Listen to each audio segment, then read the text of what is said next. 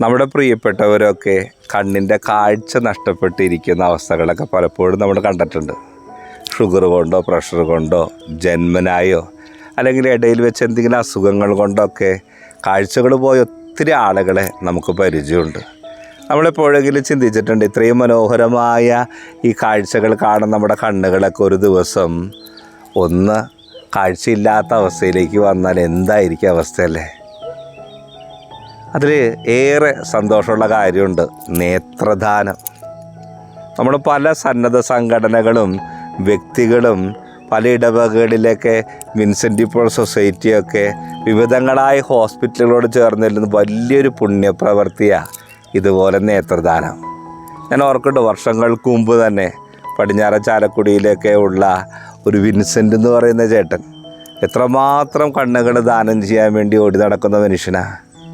ഒപ്പം തന്നെ ഈ ഇടവകയിലെ വിൻസെൻ്റ് ഡി പോൾ സൊസൈറ്റി 100 പേരുടെ കണ്ണുകൾ 200 പേർക്ക് ദാനം ചെയ്യാൻ വേണ്ടി നേതൃത്വം കൊടുത്തൊരു വിൻസെൻ്റ് ഡി പോൾ സൊസൈറ്റി ഇടവകയിലുണ്ട്.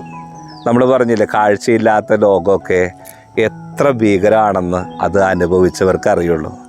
മരിച്ചു കഴിഞ്ഞിട്ടും അവസാനത്തൊരു നന്മ, ഈ ഭൂമിയിൽ കണ്ട നന്മകളൊക്കെ മറ്റുള്ളവൻ്റെ ജീവിതത്തിലേക്ക് പകർത്തി കൊടുക്കാൻ മരിച്ചതിന് ശേഷം അവസാനത്തെ നന്മയും ചെയ്യാൻ വേണ്ടിയൊക്കെ ഇതുപോലെയൊക്കെ പ്രിയപ്പെട്ടവരെ ഒരുക്കുന്ന, കുടുംബങ്ങളെയൊക്കെ ഒരുക്കുന്ന സന്നദ്ധ സംഘടനകൾ, വിൻസെൻ്റ് ഡി പോൾ സൊസൈറ്റി പോലെയുള്ളവർ വ്യക്തിപരമായിട്ട് രാത്രിയെന്നോ പകലൊന്നോ ഇല്ലാതെ ആളുകൾക്ക് കാഴ്ച ഒരുക്കാൻ വേണ്ടി ഒരുങ്ങുന്ന പ്രിയപ്പെട്ട സഹോദരങ്ങൾ, അവരെയൊക്കെ നമുക്ക് ഓർക്കണം. ദൈവത്തിൻ്റെ കാഴ്ച ഇല്ലാത്തവൻ്റെ ജീവിതത്തിലേക്ക് പങ്കുവെച്ച് കൊടുക്കാൻ രാത്രിയോ പകലോ ഒന്നും ഇല്ലാതെ പ്രവർത്തിക്കുന്ന വ്യക്തികളെയും സന്നദ്ധ സംഘടനകളെയും വിൻസെൻ്റ് ഡി പോൾ സൊസൈറ്റി പോലെയുള്ള എല്ലാ പ്രവർത്തകരെയും നമുക്ക് നന്ദിയോടെ ഓർക്കാം. ദൈവം നൽകിയ വലിയ ദാനമാണ് കാഴ്ച. ആ കാഴ്ചയെ മനോഹരമാക്കാൻ അവസാനത്തെ നന്മകൾ പോലും ചെയ്ത് മറ്റുള്ളവർ കുടുംബങ്ങളൊക്കെ ഇതിനു വേണ്ടി ഒരുക്കി ഒരു കാഴ്ചയുടെ ലോകം ഒരുക്കുന്ന എല്ലാവരെയും നന്ദിയോടെ ഓർക്കാം. ദൈവം സമൃദ്ധമായി അവസാനത്തെ നന്മയും ചെയ്ത് നിത്യസൗഭാഗ്യത്തിലേക്ക് പോയ പ്രിയപ്പെട്ടവരെയും അതിനൊരുക്കിയവരെയും അനുഗ്രഹിക്കട്ടെ.